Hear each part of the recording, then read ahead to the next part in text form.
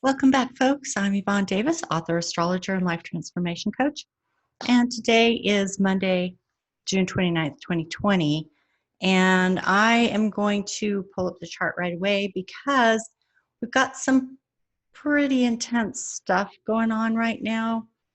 And I want to get to the charts and show you what's happening. And then, obviously talk about the meaning of this and try to make some sense out of it to the best of my ability.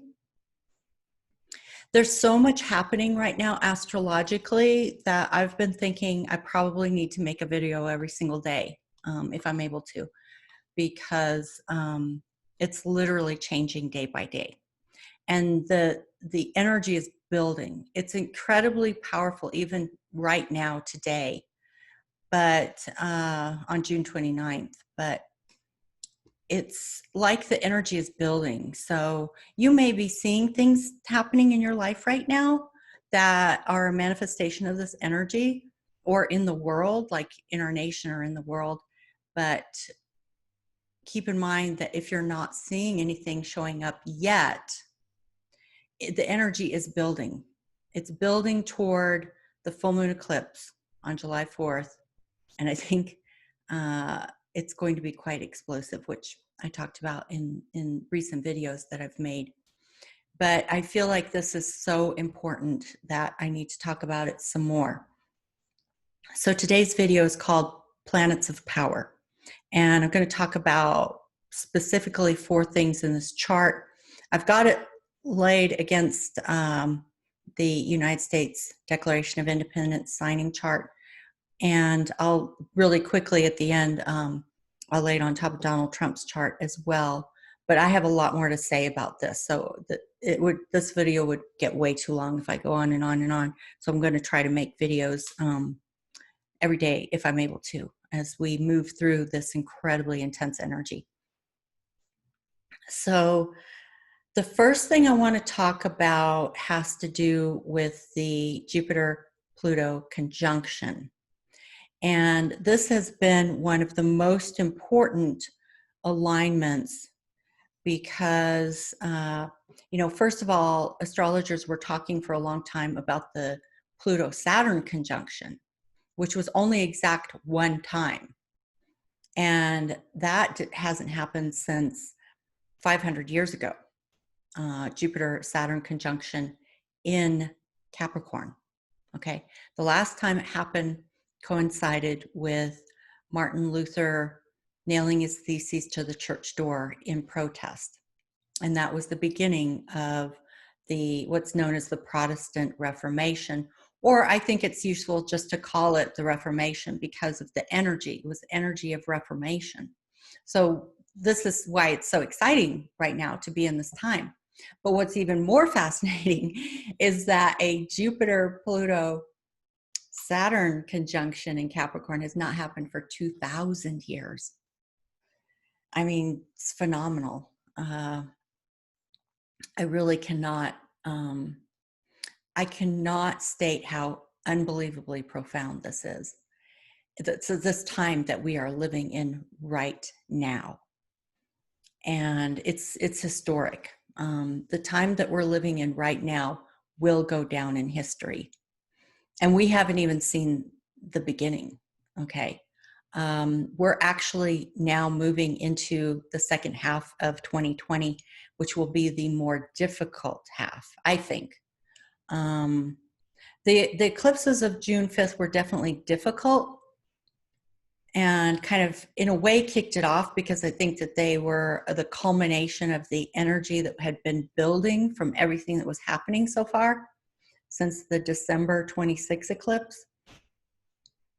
But the reason why I think that in some ways the second half of the year will be more difficult is because when we look at the alignments that are happening right now, we've got this Jupiter-Pluto conjunction again. This time it's retrograde, so the energy will be slightly different in a retrograde formation because retrograde tends to be more inward. The purpose of this is that when you see what happens externally which coincided with the first Jupiter-Pluto conjunction on April 4th of this year. That was direct. That was external. And what we saw from that was a culmination of having gone through the first month of the virus and its spread and its impact and the shutdown of the economy and then the stimulus package. So the stimulus package was like the culmination and was activated in conjunction with the first Jupiter-Pluto conjunction direct on April 4th. And that makes sense because we were obsessed with death. That's Pluto. And Pluto also represents significant power and wealth. And in its conjunction with Jupiter, Jupiter has to do with the, it's Jupiter is kind of, it's a different energy than Saturn because Saturn is the institutions of authority, whereas Jupiter is more like the overriding philosophy of truth, justice, and so on and so forth. But it has this expansive quality to it. So when it conjoins another planet, it expands the energy of that planet. So with Pluto, the Jupiter-Pluto conjunction means that it's expanding the energy of Pluto. So it's expanding the obsession with death and the spread of death. It's not a pleasant thing to talk about, but that's reality. And also in the sextile to Neptune, intensified the energy because that energy was just flowing so freely. There was nothing blocking it. And then the second way that it manifested was through great power and wealth. And so they put out this massive stimulus package. And that was the beneficial side of it, obviously, for a lot of people. But there are also a lot of people who are angry because they say that this is the greatest wealth transfer in our entire history. And that wealth transfer was a transfer up, okay? The little bit that the rest of us got, which might feel like, a nice bonus, nothing compared to the wealth shift that went up and is continuing. So, I'm not going to go into that because I think that there are too many other things going on in this chart that are more important for me to talk about right now. But I just wanted to point that out, that it is a manifestation of Jupiter conjunct Pluto, because Pluto represents tremendous power and wealth. And then when Jupiter conjoins, Pluto expands that even more. And so that's the first thing, okay, is to consider that there are 3 Jupiter-Pluto conjunctions in this year. The first one was April 4th. That was direct, and we experienced that as fairly favorable. And then the second one occurring on June 30th is another expansion of this energy of tremendous power and wealth, but also the obsession with death. So all of the patterns that we saw unfold early in this year are doing a repeat, okay? I think it will be slightly different because the planets are retrograde now, and they behave differently when they're retrograde. They are more inward and hidden behind the scenes, okay?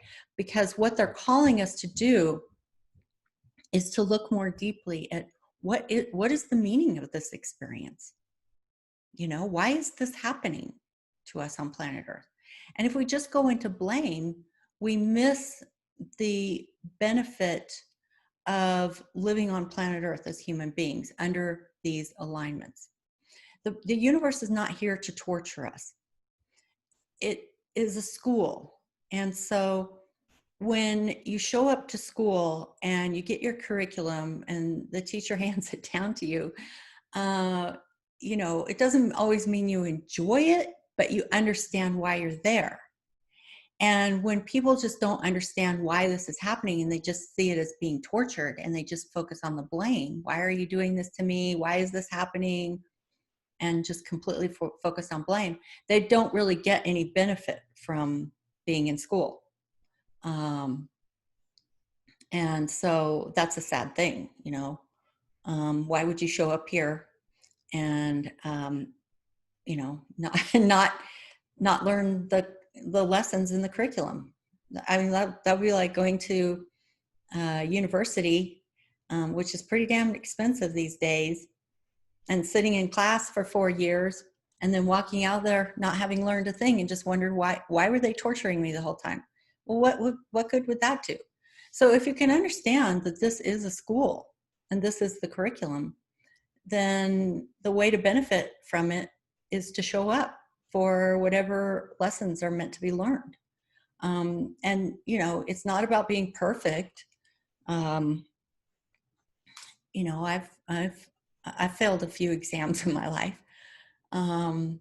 But when I fail an exam, what I do is I look at the way that I went through the experience, not the not the exact choices that I made. You know, not the you know, which circle did I fill in with my lead pencil, uh, or how did I do on my essay. But more about, was I paying attention? You know, where was my attention? Where was my focus?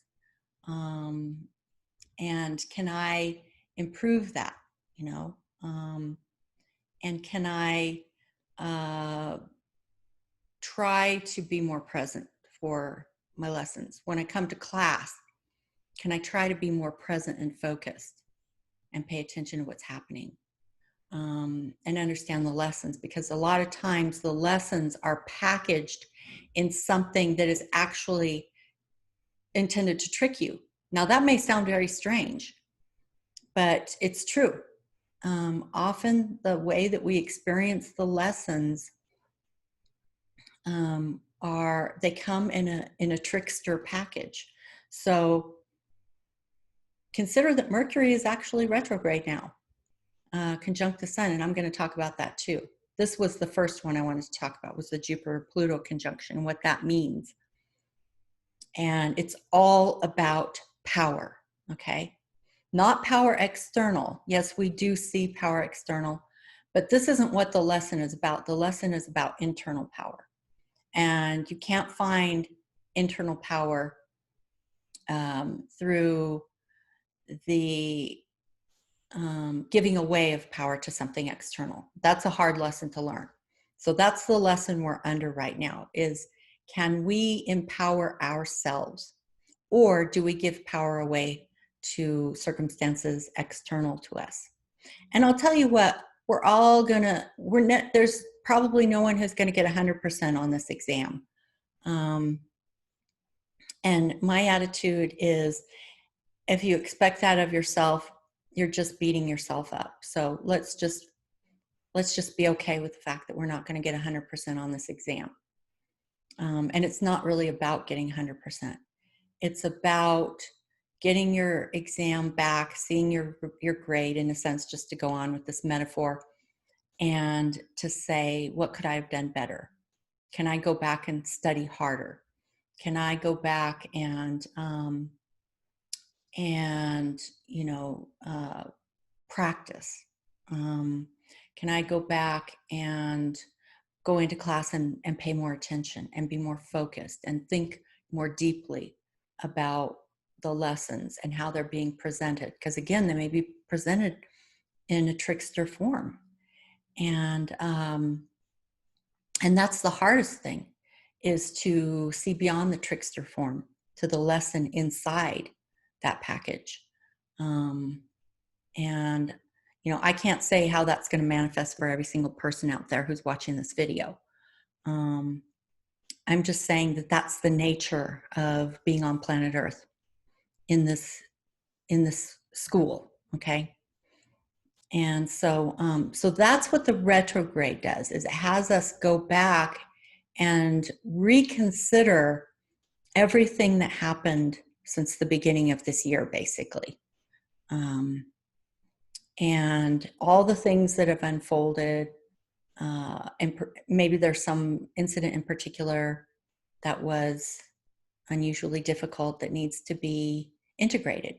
Speaking of which, Venus just went direct. And so she's now moving direct across the what's called the shadow, which are the degrees that she was in the first time she was direct before she turned retrograde.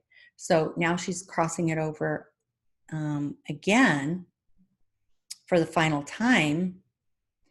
And so this is, in a sense, the third time she's crossing it, because she crossed it the first time direct and then a second time retrograde. Now she's direct again. So this is the third time she's crossing that that shadow, or the degrees, okay?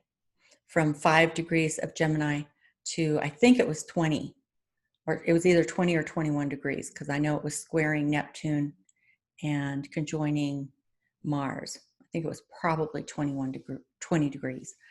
So she's now starting her third transit of that shadow. And the third transit of those degrees is the integration period. So, so we're now in the integration period of whatever we were learning from the Venus retrograde. So the first transit of that shadow was to set up the situation. Then the retrograde was for us to learn whatever lesson we were meant to learn from that. And then the third transit of these degrees is to integrate the lessons. So now we're in the retrograde period of the Pluto-Jupiter conjunction. And so that means going inward and trying to understand what has happened since the beginning of the year. You know, what have we learned from this? What if we learned from the acknowledgement of our mortality? That's what Pluto is asking us. You know, what are we learning from the acknowledgement of our mortality, assuming people are even willing to acknowledge their own mortality or the mortality of people they love? I'm sure some people have been profoundly impacted by this. But even if you haven't been personally and profoundly impacted by this, the lesson is still there about the reality of our mortality, and that life is precious. You don't, you know, once you're gone, this lifetime is over. You don't get to be this person on planet Earth again, unless, you know, if it turns out that we repeat and repeat and repeat, which maybe we do. But still, I think even this one experience of this one lifetime is still something that never truly repeats. I don't know if that makes sense, because I'm talking in pretty esoteric terms, but think deeply about the meaning of your mortality and the mortality of people you love. Because once we're gone and once they're gone, there's no coming back to this. You know, even if you believe in reincarnation, even if you think we repeat lifetimes, this one is gone, and you don't get it back. So it's about learning how not to waste it. And furthermore, it's about power, understanding what power is, understanding that power is not external to us, it's internal to us. And until we get that lesson, we will give our power away over and over and over and over and over again. So that's the reminder of Jupiter conjunct Pluto. And I think the fact that Pallas Athena is in there, the warrior goddess, is also reinforcing that idea of what power is, that power is not external. And that is one of the most difficult lessons for human beings to learn. And I can say, I'll keep saying it till the day I die. And only a very, very minuscule percentage of the population will actually learn that lesson in their lifetime. I'm trying to learn that lesson. I'm not there yet, but I'm working toward that, toward understanding that my power is internal to me, not external to me. And when I see it as external to me, that means I've given my power away. So that's the lesson of Jupiter-Pluto conjunction. The next planet of power is Mars. Mars is the warrior, okay? And Mars is moving into Aries. And that is the domicile of Mars. Consider Mars and Aries are the same god of war. They're just a different name. So when Mars is in Aries, and his home is his own home sign, that magnifies that energy. Okay. And that's why I say this is going to be really, really, really intense for the second half of 2020, because that energy is going to be magnified for over 6 months. That is 3 times as long as what is a normal Mars transit. So that's super intense. And I have also mentioned to you that when Mars hits 4 degrees, it will square the original degree of the new moon eclipse of December 20, 25, 26 of 2019, okay? That kicked all of this off. When it squares that point, that's important. It triggers something because Mars is an activator. And then furthermore, it will move into conjunction with Chiron, transiting Chiron, the point of wounding. And when it hits that, some people will experience wounding, okay? And they will wound others. And that's part of life. That's existential. You can't. There's no human being who can go through a lifetime, a normal human lifetime, without experiencing wounding, and without experiencing its back and forth. You know, that we don't experience wounding in a vacuum. Okay. It may have to do with the way we interpret circumstances, but they don't happen in a vacuum. And so we experience wounding and we wound others. And that is an existential aspect of being human on Earth, that we are meant to experience wounding. And part of that is because part of the lesson of being human on planet Earth is to experience separation, because separation is the opposite of oneness. And so when we leave our incarnation on planet Earth, we go back into spirit, into consciousness, pure consciousness, and we rejoin the one. Okay. So that tells us that part of the purpose of what we're meant to learn as human beings on planet Earth is we're meant to learn the pain of separation. And it is existential. And there is no way to avoid it if you are a human being on planet Earth. We can only try to learn our lessons, to try to understand the pain of separation, such that we can then understand the meaning of oneness. Okay?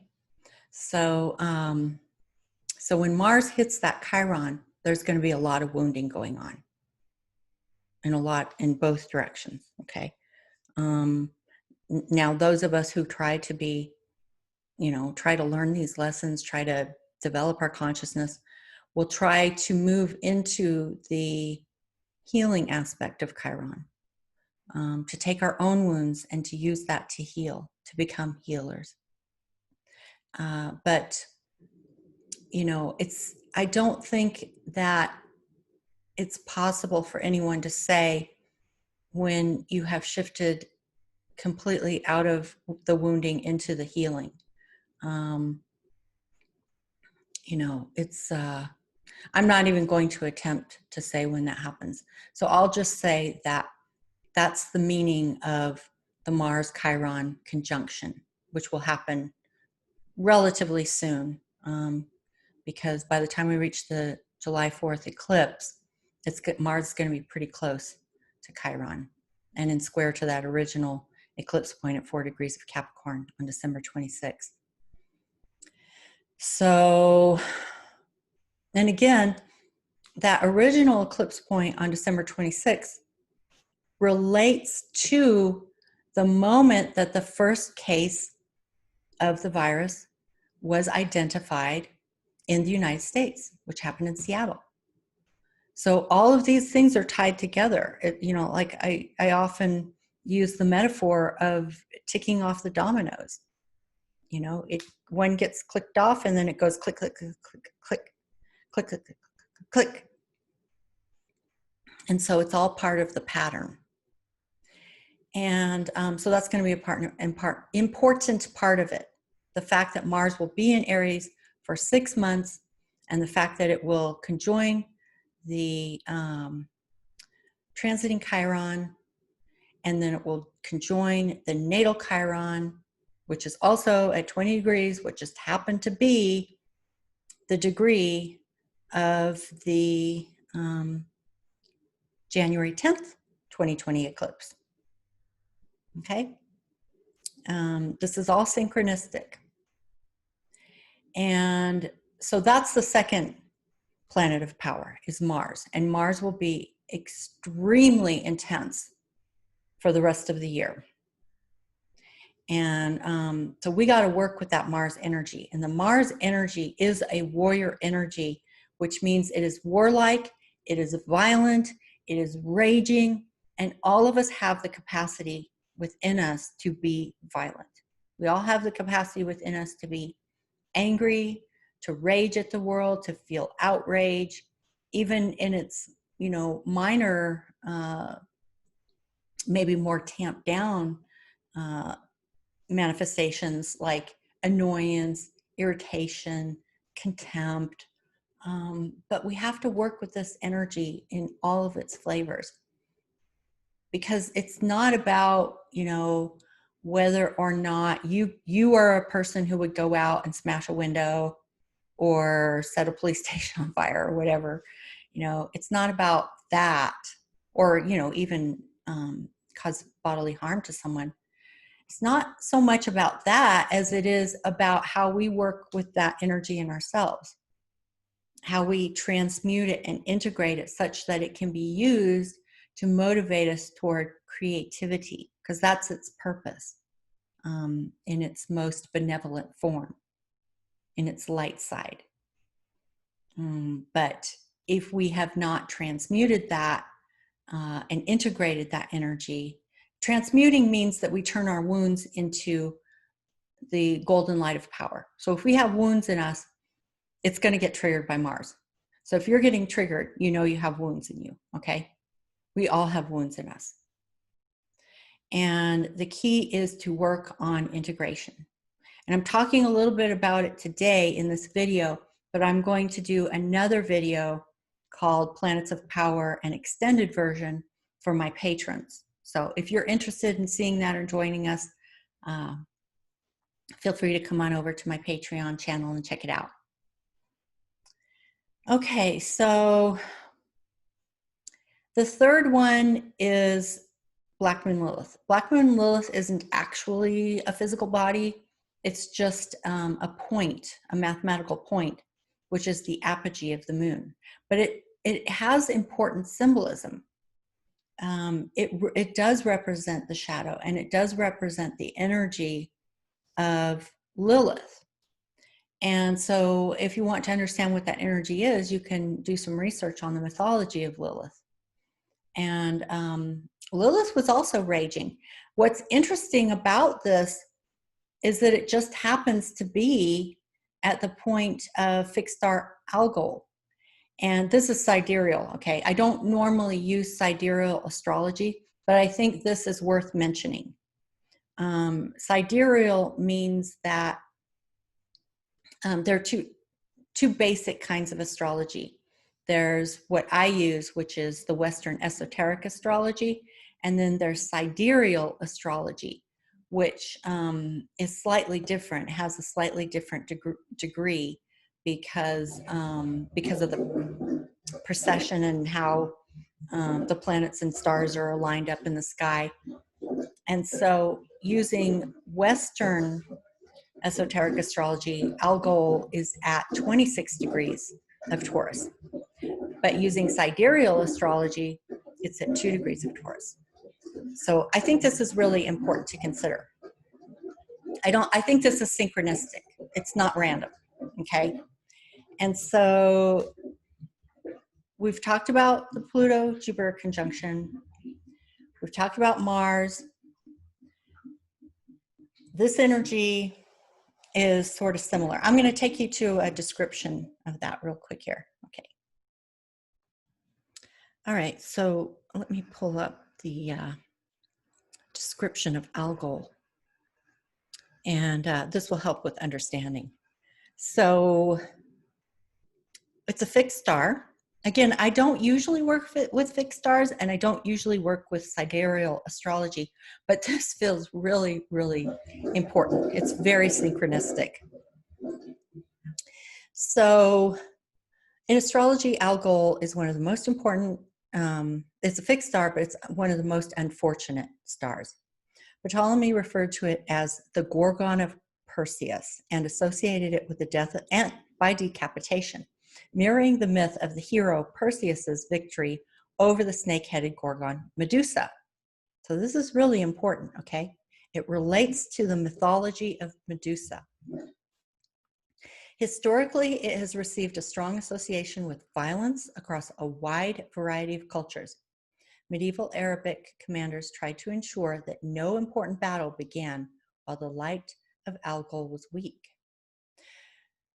The 17th century English astrologer William Lilly regarded any planet to be afflicted when within 5 degrees of conjunction. Now, you know, just like any conjunction, there is a bell curve. So the closer it is to 2 degrees, the more intense it's going to be. And again, I'm using sidereal. So, you know, it may have a 5-degree orb on either side. But I personally think that it's more worth looking at with probably a tighter orb than that. So I would say maybe 0 degrees of Taurus all the way up to maybe 4 degrees of Taurus. But again, it's going to be most intense when it's at 2 degrees of Taurus using sidereal astrology. Astrologers, of course, said that it was the most unfortunate, violent, and dangerous star in the heavens. And it certainly has been one of the best observed as the most noteworthy variable in the northern sky. Algol represents the head of the Gorgon Medusa, who was slain by Perseus. Medusa, who was the only mortal one of the 3 Gorgon sisters, was originally a beautiful maiden, but her hair was changed into hissing serpents by Minerva in consequence of her having been raped and impregnated by Neptune in one of Minerva's temples. This is a very strange thing about mythology, so I need to explain this. In mythology, this represents a deep form of woundedness and even insanity that leads to isolation and destructive rage, okay? Now, and that's specifically because it was Neptune. If it was a different mythological god, then the rape and impregnation would manifest in a slightly different way, okay? But because it's Neptune, it represents a deep form of woundedness and insanity that leads to isolation and destructive rage. And if you're interested in this, I mean, there's tons and tons of research out there related to Algol, and, you know, there's the mythology of Medusa. You could do research on that and meditate on the meaning of it. But it's important to understand that in mythology, the concept of being raped and impregnated by a god is, I guess the thing about it is that if you feel like you focus too much on the injustice of this, then you miss the point of what's meant to be learned. So let me just finish reading this description and I'll talk about what's meant to be learned from this, okay? So anyway, this gave Medusa so fearful an appearance that everyone who looked at her was changed into stone. Fixed star Algol causes misfortune, violence, decapitation, hanging, electrocution, and mob violence, and gives a dogged and violent nature. It is considered the most evil star in the heavens. Okay, so let's go back to the chart that I was showing you. And we can talk about, like, what is the meaning of this? Lilith, first of all, has her own mythology, and she's like another warrior goddess. We're seeing a lot of warrior goddess energy activated. But the problem is the way that this energy is manifest can be so incredibly violent and destructive. And that's true of both Lilith and Medusa, okay? Because Algol is the fixed star represented by Medusa. And so understand that every single element in astrology has a light side and a shadow side.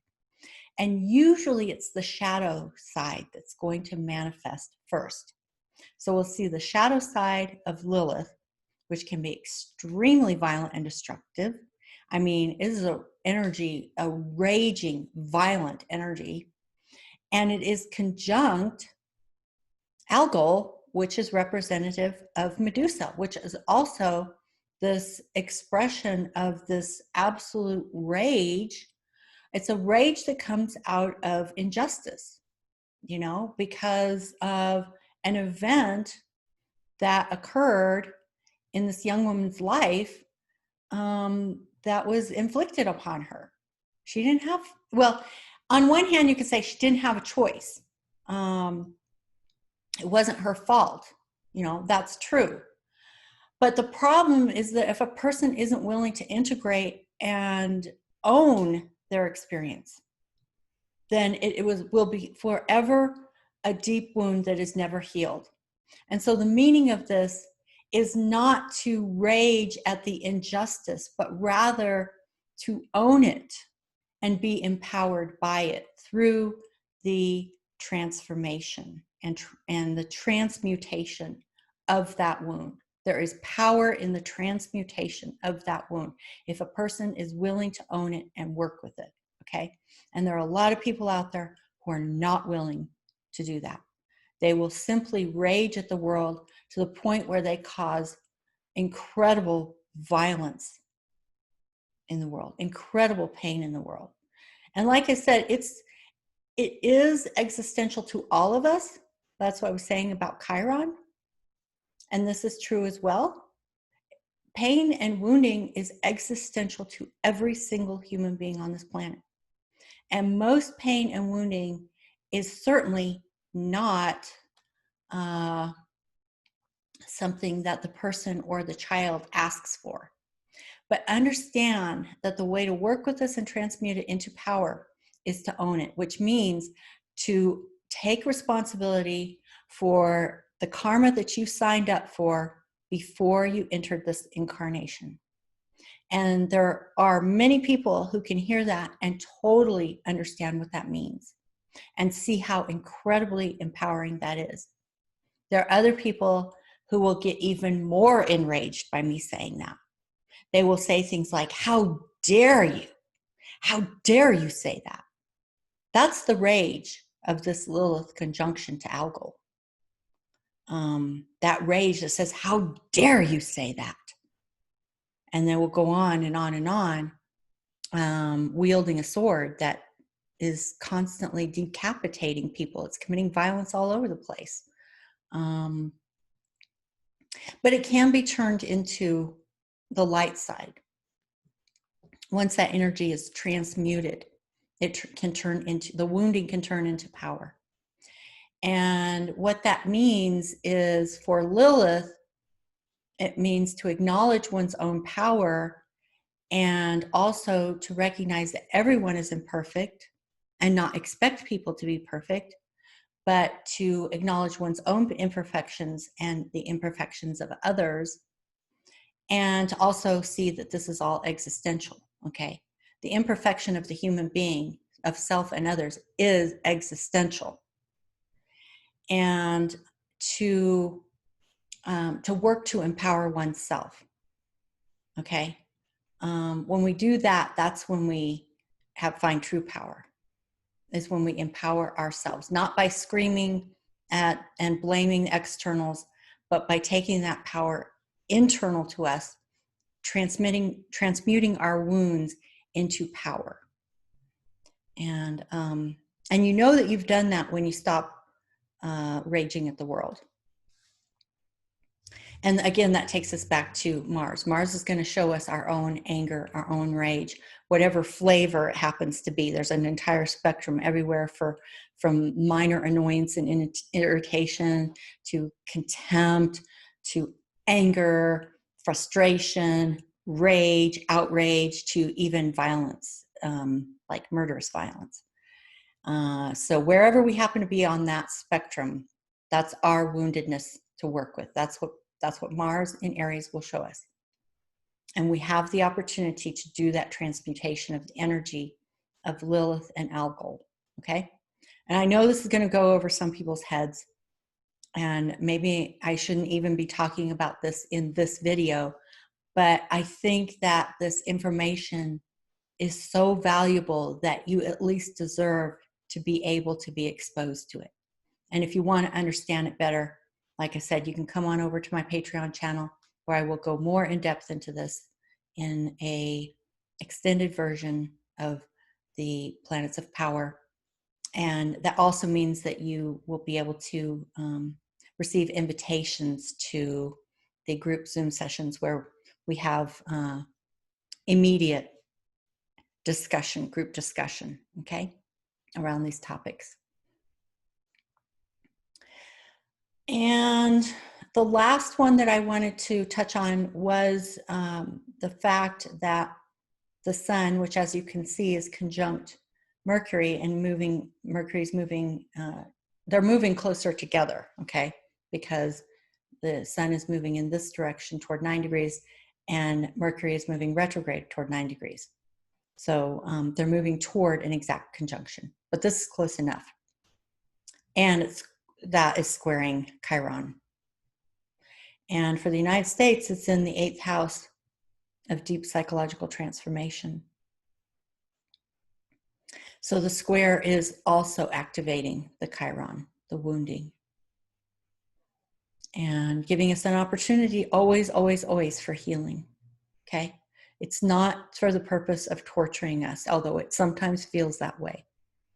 It's simply about being in school, showing up in the classroom, paying attention to what the lessons are, and trying to learn from them. Okay, so those were what I would call the 4 planets of power.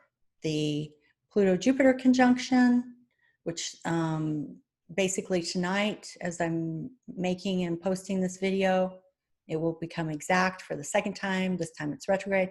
The 3rd time will happen on November 12th, which is interesting because it'll be the 3rd and final conjunction of Jupiter and Pluto. And this 3rd time will be direct, and it will happen on November 12th. And then approximately 48 hours later, Mars at 28 degrees of Aries will have come back to about the middle of Aries, will go direct. The reason why I think this is important is because it's obvious to me that the Mars transit of Aries, which is significant in itself because it lasts 6 months, over 6 months, is definitely tied to the Pluto-Jupiter conjunction, because it entered Aries approximately 48 hours before the Jupiter-Pluto exact conjunction. And then when Jupiter and Pluto conjoin for the 3rd and final time on November 12th, Mars will station direct within 48 hours after that conjunction. So these are definitely tied together. Whatever lessons are coming up from this are definitely tied together. So just keep that in mind. And whatever is happening in Aries, whether it's in your personal chart or in the chart of the nation, is tied to what is happening here in Capricorn, okay?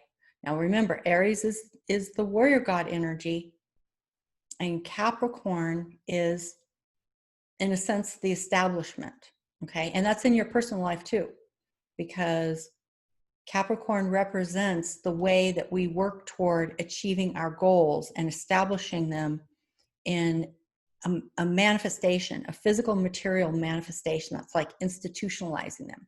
So as an example, when we work toward those goals, often they will be material goals of success, like our bank accounts and establishing credit and maybe buying a nice car or a home. A home is definitely an example of Capricorn.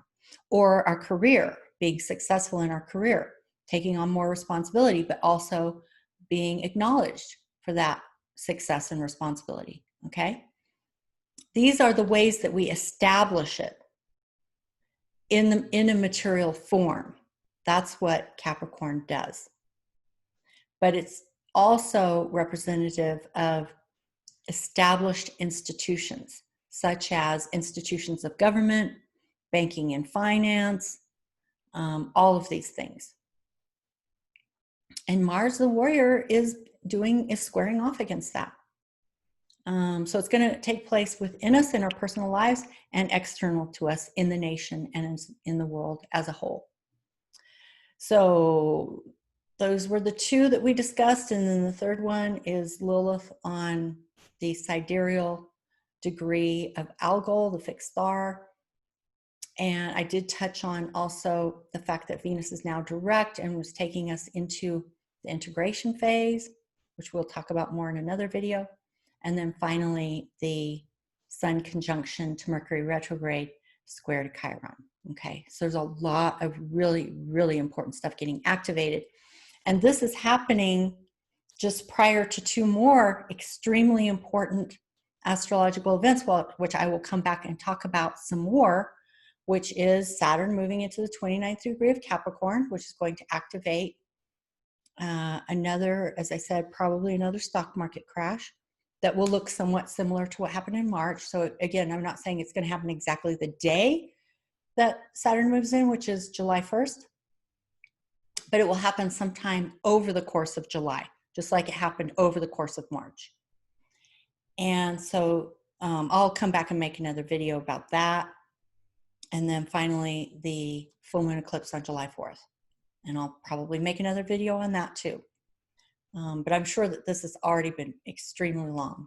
And I'm just talking about the alignments on June 30th. This is an unbelievably powerful time that we are entering. And very difficult, very difficult. And it's going to take us all the way up to inauguration, which will be, I think, more intense than some of us have ever experienced in our lifetime. I think the closest I could equate it to in my own lifetime were the events of September 11th, 2001. I don't know exactly how it's going to compare to that, but that's the closest thing I can compare it to. And the violence that we just saw with the June 5th eclipse this year. Maybe all of that rolled into one, and even worse than that. And I know that's really scary. That's why it's so important for us to each be doing our personal work. Because what happens is that when you have woundedness in you, which we all do, when these energies pour down into the human being, if they get obstructed by the wounds, basically what happens is some really intense and powerful energy comes down into the human being, and it hits the wound, and it just goes like this. And see how that pushes that violence out into the world? So the reason why we have to work with that in ourselves is we have to work on our own wounding. That's the only way to ground that energy so that the obstructions are no longer there. So when the energy comes through, this incredibly intense energy, it just goes straight down into the ground, just like a lightning bolt hitting a lightning rod. It goes straight down into the ground, and that grounds it. And you can get electricity from that. It's incredibly powerful. But if it doesn't get grounded, it can cause massive explosions. And I mean, it can, be incredibly destructive and violent and cause death and, just all kinds of things. So that's what we are moving toward. And it's just simply building. It's showing us what's coming. And so, while I know that can be really extremely difficult for many people to hear, because this year already has been incredibly exhausting, incredibly challenging. And to think that we're not even into the hardest part yet, that can be really scary. I understand that. And, you know, I felt incredibly challenged this year about how do I talk about this stuff without becoming a liar? You know what I mean? How do I talk about it honestly and authentically? And the response that I get on my channel is most people, the vast majority of people say, thank you for telling us the truth about what's coming. And those who don't like it, you know, I sympathize with you. I know how difficult this is. I've been incredibly humbled already by this year. I'm not the same person I was when you know, on January 1st. I'm not the same person I was on January 1st. I don't see how any of us could be, except those who have chosen to stick their head in the sand and try to bury themselves, you know, or escape reality in some way. I don't see how any of us can't be changed by what we've been going through. So I guess I'll leave it there. And again, if you want, you know, you want more information about how to work with this energy, come on over to my Patreon channel. I have a $5 tier that gets you a free birth chart plus access to all the exclusive videos on Patreon and exclusive content on Patreon. And then if you sign up at the $10 tier, you'll also get, you can get a free ebook in addition to the free birth chart, and you can also get invitations to the group Zoom sessions in addition to access to all of the exclusive content. So I haven't done a whole lot yet with my financial freedom channel, but I still hope that people are going over there and checking it out and subscribing, because I have to get to 1,000 subscribers before it can, you know, then the effort that I'm putting forth can actually have some kind of return.